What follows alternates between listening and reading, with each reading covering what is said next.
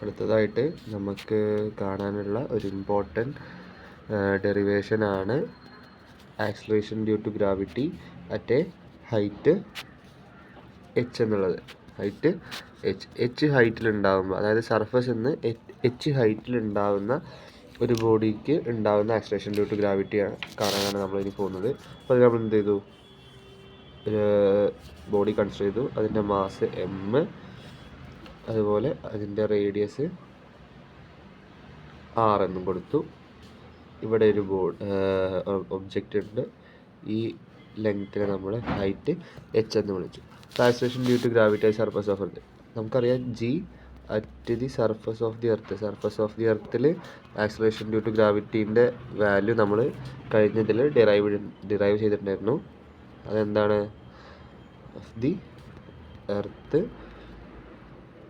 G is equal to G M by R square. ഇത് നമ്മൾ കഴിഞ്ഞ വീഡിയോയിൽ എന്തുണ്ട് ഡിറൈവ് ചെയ്തിട്ടായിരുന്നു. അതിന് നമ്മൾ എന്ത് വിളിച്ചു? ഇക്വേഷൻ നമ്പർ 1 എന്ന് വിളിച്ചു. ഇനി acceleration due to gravity at a height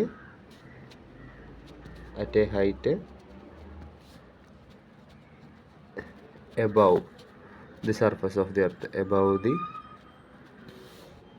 surface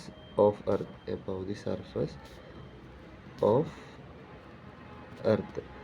അതായത് നമ്മൾ ഇവിടെ കൺസിഡർ ചെയ്തിട്ടുള്ളത് ഈ ഹൈറ്റിലുണ്ടാവുന്ന ഈ ഒരു ഹൈറ്റിലുണ്ടാവുന്ന ഒബ്ജക്റ്റിൻ്റെ ആക്സിലറേഷൻ ഡ്യൂ ടു ഗ്രാവിറ്റിയാണ് നമുക്ക് കാണേണ്ടത്. അപ്പോൾ നമ്മൾ എന്ത് എഴുതി? G h is equal to G M by R plus h whole square എന്ന് സബ്സ്റ്റിറ്റ്യൂട്ട് ചെയ്യും.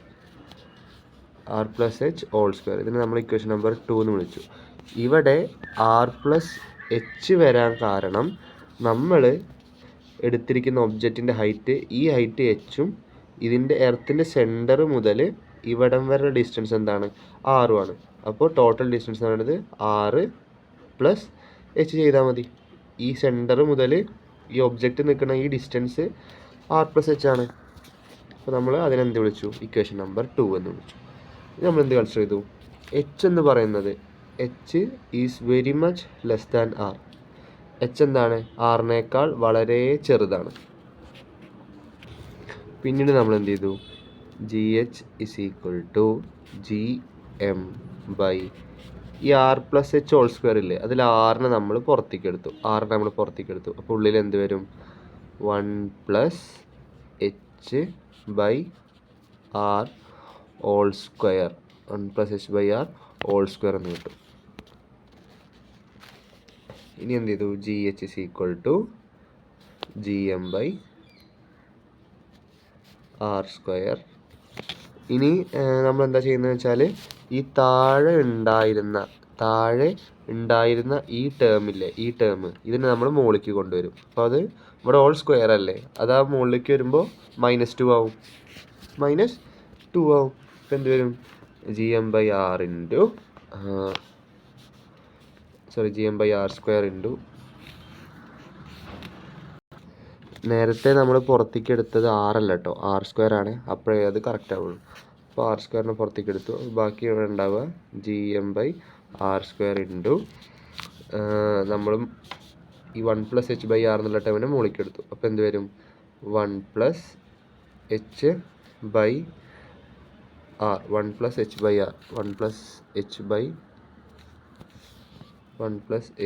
ആർ ഓൾ റൈസ് ടു -2 എന്ന് വരും.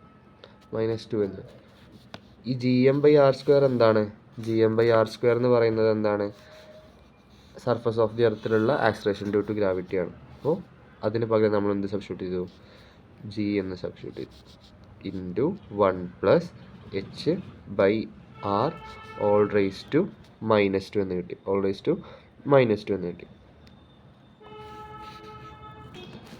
ഇനി നമ്മൾ എന്ത് ചെയ്തു? ബൈനോമിയൽ എക്സ്പ്രഷൻ ഉപയോഗിച്ചിട്ട് യൂസിങ് ബൈനോമിയൽ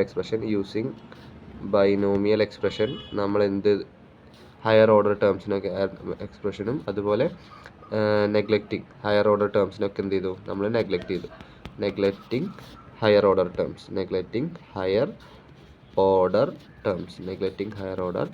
ടേംസ്, നമുക്കൊരു ഇക്വേഷൻ കിട്ടും. എന്ത് കിട്ടി? G h is equal to g into 1 minus 2h by r. അതായത് നമ്മൾ ഹൈറ്റിലോട്ട് പോകും തോറും ആക്സിലറേഷൻ ഡ്യൂ ടു ഗ്രാവിറ്റി എന്തായും? ഡിക്രീസ് ചെയ്യും. 1 - 2h ബൈ ആർ എന്നുള്ള ഫാക്ടറിൽ acceleration due to gravity decrease ചെയ്യും. അതായത് height increases, g decreases, acceleration due to gravity എന്ത് ചെയ്യും? കുറഞ്ഞ് വരും. ഇതാണ് നമ്മുടെ ജി എച്ചിൻ്റെ equation, acceleration due to gravity at height h എന്നുള്ളതിൻ്റെ ഡെറിവേഷൻ ഇതാണ്. അത്യാവശ്യം ഇമ്പോർട്ടൻ്റ് ആയിട്ട് ഡെറിവേഷൻ തന്നെയാണ്. ഇത് കുറേ പ്രാവശ്യം എക്സാമിനൊക്കെ ചോദിച്ച് കണ്ടിട്ടുണ്ട്. ഇത് വെച്ചിട്ടുള്ള പ്രോബ്ലംസ് വരാറുണ്ട്. അപ്പോൾ ഇതൊന്ന് നമ്മൾ ശ്രദ്ധിച്ച് തന്നെ പഠിക്കണം.